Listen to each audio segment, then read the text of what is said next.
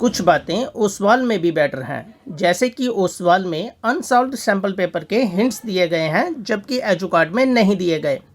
ओसवाल में प्रैक्टिस के लिए 5 अनसॉल्व्ड सैम्पल पेपर्स दिए गए हैं जबकि एजुकार्ड में 3 अनसॉल्व्ड सैम्पल पेपर दिए गए हैं। हेलो स्टूडेंट्स, आज मैं कंपेयर करूंगा Educart sample paper class 10 2021 versus Oswal sample paper class 10 2021। इस कंपैरिजन के लिए बहुत से कमेंट्स आ रहे थे।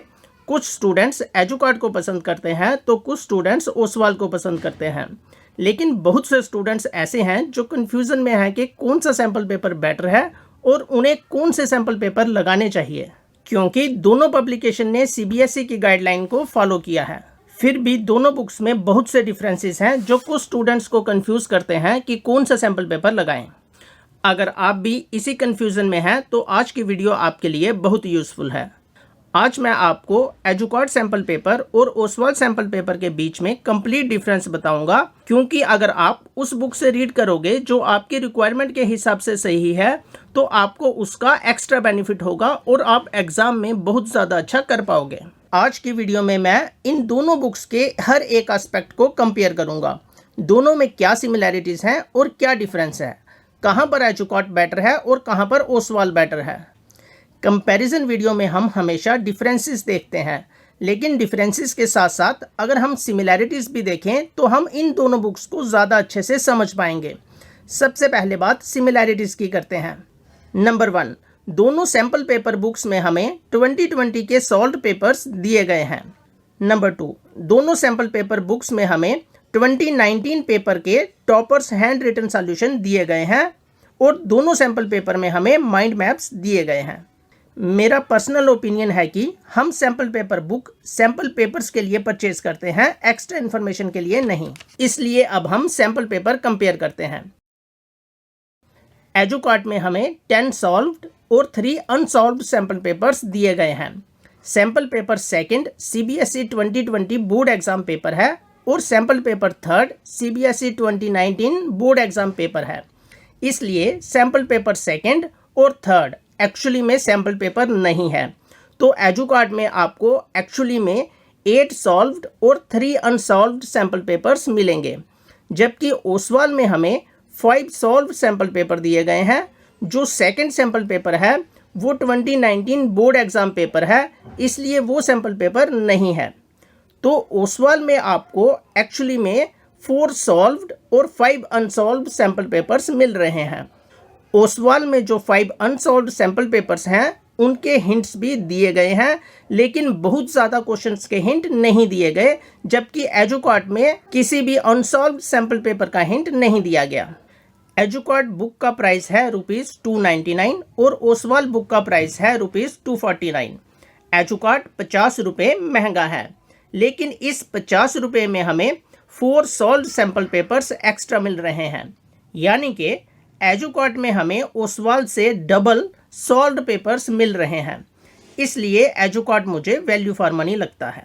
मैंने दोनों बुक्स का बाय लिंक डिस्क्रिप्शन में दिया है। दोनों बुक्स के प्राइस में ऑनलाइन कितना डिफरेंस है आप चेक कर सकते हैं। मुझे लगता है quality of sample paper quantity से ज़्यादा मैटर करती है, इसलिए अब हम क्वालिटी चेक करते हैं।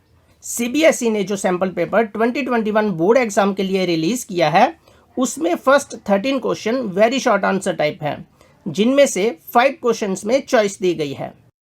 एजुकार्ड ने इस पैटर्न को पूरी तरह से फॉलो किया है, लेकिन अगर हम ओसवाल का सैम्पल पेपर 4 देखें तो इसमें very short answer type questions में हमें सिर्फ 4 क्वेश्चंस में इंटरनल चॉइस दी गई है, जबकि ये 5 क्वेश्चंस में होनी चाहिए थी।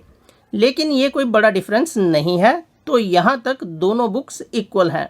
क्वेश्चन नंबर 14, 15 और 16 असर्शन रीजन बेस्ड क्वेश्चन है, जिसमें से क्वेश्चन नंबर 15 में इंटरनल चॉइस दी गई है। एजुकार्ड ने इस पैटर्न को पूरी तरह से फॉलो किया है।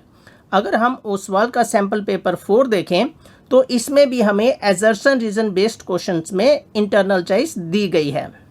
तो क्वेश्चन 16 तक दोनों बुक्स इक्वल हैं। दोनों बुक्स सीबीएसई की गाइडलाइन को फॉलो करती हैं। क्वेश्चन नंबर 17, 18, 19 और 20 केस बेस्ड क्वेश्चंस हैं। हर एक क्वेश्चन में हमें 5 मल्टीपल चॉइस क्वेश्चंस दिए गए हैं, जिनमें से हमने 4 मल्टीपल चॉइस क्वेश्चंस करने हैं और हर एक मल्टीपल चॉइस क्वेश्चन 1 मार्क्स का है। क्वेश्चन नंबर 17 में हमें 2 लाइन्स की स्टेटमेंट दी गई है और 5 मल्टीपल चॉइस क्वेश्चंस दिए गए हैं। जो मल्टीपल चॉइस क्वेश्चंस दिए गए हैं उनमें से 2 क्वेश्चन ग्राफ बेस्ड है और 2 question table based. Question number 18 में हमें 2 पैराग्राफ दिए गए हैं, फिर लाइन ग्राफ दिया गया है, बाद में 5 मल्टीपल चॉइस क्वेश्चंस दिए गए हैं। क्वेश्चन नंबर 19 एक रियल सिनेरियो बेस्ड क्वेश्चन है जो टेलीस्कोप और लेंसेज से रिलेटेड है। Question number 20 paragraph plus graph based question है। एजुकार्ड के केस स्टडी बेस्ड क्वेश्चंस में हमें statement based question, paragraph based question, real scenario based question और paragraph plus graph based questions दिए गए हैं। तो एजुकार्ड सीबीएसई के पैटर्न को पूरी तरह से फॉलो करता है, जबकि ओसवाल में केस स्टडी क्वेश्चंस में हमें रियल सिनेरियो बेस्ड क्वेश्चंस और paragraph plus graph based questions कम दिए गए हैं और डायग्राम बेस्ड क्वेश्चन ज़्यादा दिए गए हैं। मैं इस बात को थोड़ा सा एक्सप्लेन करता हूँ। सैम्पल पेपर 4 में हमें question number 18 real scenario based question है, जबकि क्वेश्चन 19 डायग्राम बेस्ड है और क्वेश्चन 20 भी डायग्राम बेस्ड है। सैम्पल पेपर 5 में question number 18 flow chart based है, क्वेश्चन नंबर 19 टेबल बेस्ड है और क्वेश्चन नंबर 20 पैराग्राफ बेस्ड है। तो आपने देखा ओसवाल में पैराग्राफ बेस्ड क्वेश्चंस और paragraph plus graph based questions कम हैं, इसलिए मुझे केस बेस्ड क्वेश्चंस एजुकार्ड में थोड़े से ज़्यादा अच्छे लगे। एजुकार्ड में टोटल सॉल्व्ड पेपर 8 हैं, तो आपको total 32 solved case based questions मिलेंगे, जबकि ओसवाल में 4 सॉल्व्ड पेपर है, इसलिए आपको सिर्फ 16 केस बेस्ड क्वेश्चन मिलेंगे। तो यहाँ पर एजुकार्ड ओसवाल से थोड़ा सा बेटर है। सेक्शन बी, सेक्शन सी और सेक्शन डी में भी दोनों बुक्स ने सीबीएसई की गाइडलाइन को लगभग फॉलो किया है। अब हम क्वेश्चंस के डिफ़िकल्टी लेवल की बात करते हैं। एजुकार्ड बुक में जो सैम्पल पेपर दिए गए हैं उनका difficulty level CBSE sample paper के इक्वल है।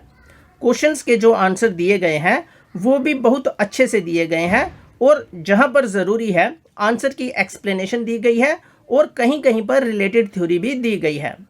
जब मैंने एजुकार्ड क्वेश्चन बैंक का रिव्यू किया था तब भी मैंने आपको बताया था कि एजुकार्ड अपनी बुक्स में एक्सप्लेनेशन और रिलेटेड थ्योरी प्रोवाइड करता है, जो कि बहुत से स्टूडेंट्स के लिए यूज़फुल है।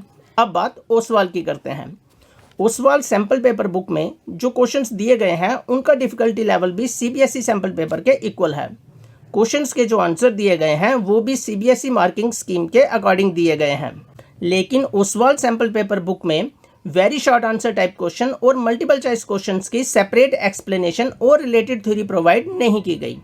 अब बात करते हैं आपको कौन सा सैम्पल पेपर लगाना चाहिए। मैंने आपको दोनों सैम्पल पेपर के बारे में कंप्लीट इन्फॉर्मेशन दे दी और मैंने दोनों सैम्पल पेपर का लिंक डिस्क्रिप्शन में दिया है। जो आपको बेटर लगे और जो आपको वैल्यू फॉर मनी लगे आप उसे डिस्क्रिप्शन में दिए लिंक से परचेज कर सकते हैं। अगर आपको लगता है कि मैंने इस कंपैरिजन में कुछ बातें मिस कर दी तो आप उसे कमेंट्स में बता सकते हैं। हो सकता है आपके कमेंट्स किन्हीं और स्टूडेंट्स के लिए बहुत ज़्यादा यूज़फुल हों। Thank you.